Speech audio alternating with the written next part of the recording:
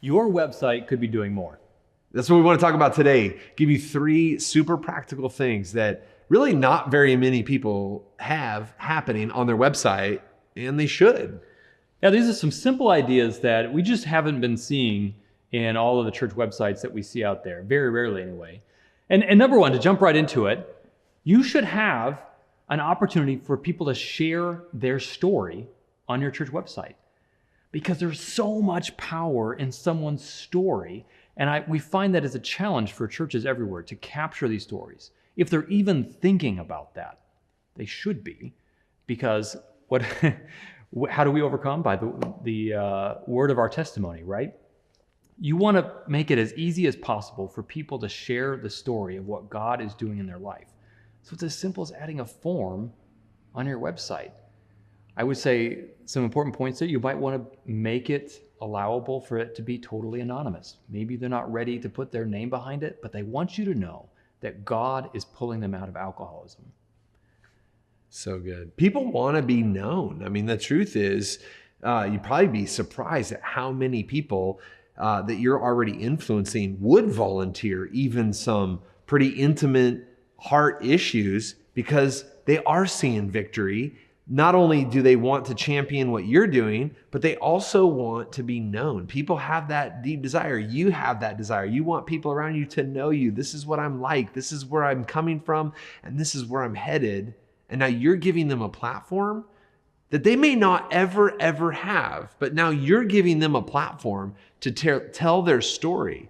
Just think of how many likes and comments and shares that story is going to get. They're going to share it. Now all their friends get to see this transformational story that, well, you're telling it, but it's theirs, and they're trusting it to you. And in fact, you as a church leader might be aware of the good things that are happening in your church, but there's a good chance that most people sitting out there in the seats have no idea the impact, the good things that are happening throughout the church. Unless you're talking about it on Sunday morning, they probably don't know.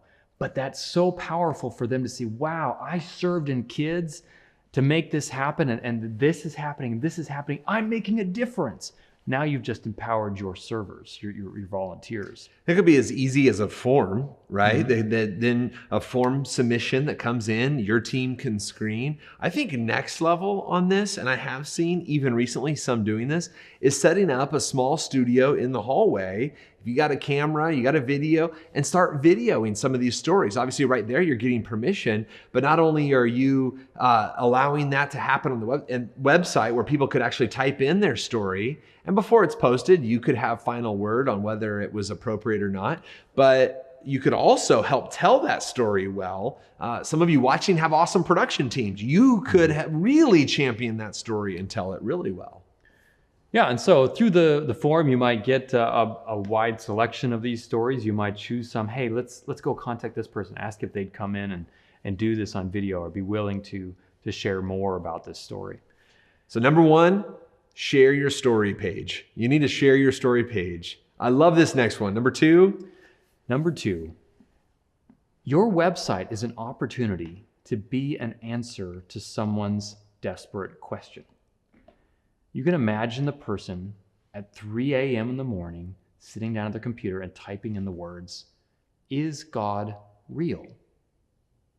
Or, "How do I save my marriage?" And if you have a page on your site called, "Is God real? How to save your marriage?" full of good content. It doesn't even have to be your original content. No, you don't even have to write it. In fact, smarter people, no offense, have already done it, right? Like Ravi Zacharias and Josh McDowell, Focus on the Family. I mean, you have so many resources. We live in a time where that is available to you. All you have to do is compile the ones that you love, the ones that you agree with.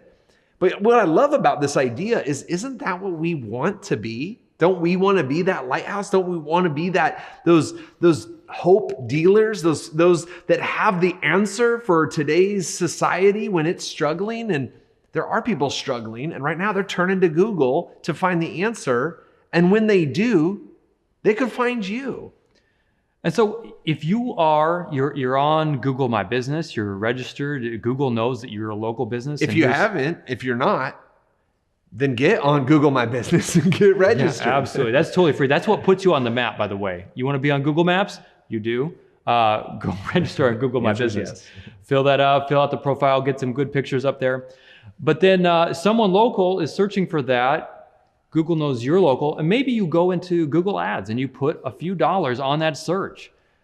There's a good chance they type that in and you pop up as the first result for them. You want to hear like an entirely higher level or lower? I don't know, but we've heard of a church, National Influence. They were doing that, paid ads for those in their city when people searched for terms like pornography or how to commit suicide, or some of the terrible searches that are out there. They wanted the people that were searching for all the terrible stuff the internet has to offer to see an advertisement for their church. Not just people searching for church, not just people searching for God, but people looking to escape. And then for some of them, maybe that would be the lifeline. And then that link wouldn't just take them to a homepage of a website, but it would take them to a very specific, they knew exactly why they clicked on it. They knew what they were searching for. And now they can help bring hope and life and truth right into somebody's life who now has changed their mind because they clicked the ad. They thought, you know what? They're right. This might be God interrupting my path. I wonder what hope is here. And I love that opportunity that we have just using the technology that's available to step into that story right at that critical moment and give someone an opportunity to go a different way that maybe their heart already knew. That's what I really should do. So the last thing we want to talk about is what happens after they click that, right? So share your story, key issues, however many you want to deal with there. Number 3, landing pages. I mean, maybe you've heard the term landing pages a lot. Maybe you were not quite sure what that means. I mean, a very simple definition, it's just the page that you land on when you click a link. But this is different than, say you did an ad and it just sent people to your homepage of your church. Well, that may not answer their question. That may not be relevant to the ad they clicked on. And so this is true whether you are using that page to answer the question, they just searched for how do I save my marriage? They should land on a page that actually answers that question and talks all about that without distracting them with everything else that you might have that you might want them to know about, but now's not the time. Or even if you're doing a new message series, or you have Easter coming up, or Christmas, and you're doing ads, and you're out there promoting those ads, a landing page, instead of just sending them to the homepage, could become a really great tool, because when they go to the homepage, it might not just be that they get disconnected, they just might get distracted. Now all of a sudden, they're not thinking about that upcoming sermon series or visiting this coming weekend. They're looking at your staff page and they're watching old messages and they're in your belief section, and all of a sudden they forgot why they were there. They ran out of time, and there wasn't really the follow through on the next steps for connecting them from being very interested in visiting to now it just got lost in the noise of your entire site. So setting up a landing, Kirk, take us through just what a simple landing site, an effective, simple landing page can and should look like. Well, I think simple is a key word. You want to eliminate all the other distractions. In fact, often a landing page will get rid of the whole menu bar. It'll get rid of everything that you've got down the footer, because you don't want to distract them with other links. You want them to follow you down this page. And you want to be as clear and as simple as possible. I like what they talk about with StoryBrand and his advice for websites. You got to pass the caveman test. If they can't tell what you're trying to talk to them about, then you've lost. And so right from the get-go, talk to them about what this is. The header should be clear. The introductory text should be very simple and clear. This is what this is.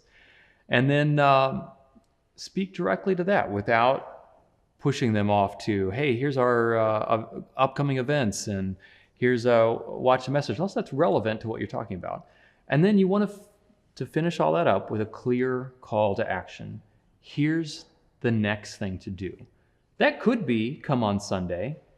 Now that's tough, because that's not something that they can do right now.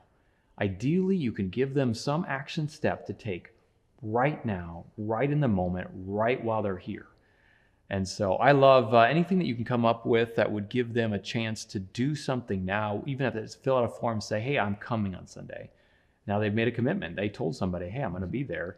And they're going to feel bad if they don't. Could be download a resource that was based on either the topic that's coming up that you're teaching on, or one of those Google searches that we talked about. So those are three things that we see that really church websites could be doing, and so many of them aren't. And that, once again, that's share your story, a page about key issues, and also just thinking through landing page strategy, really for anything and everything that you're doing.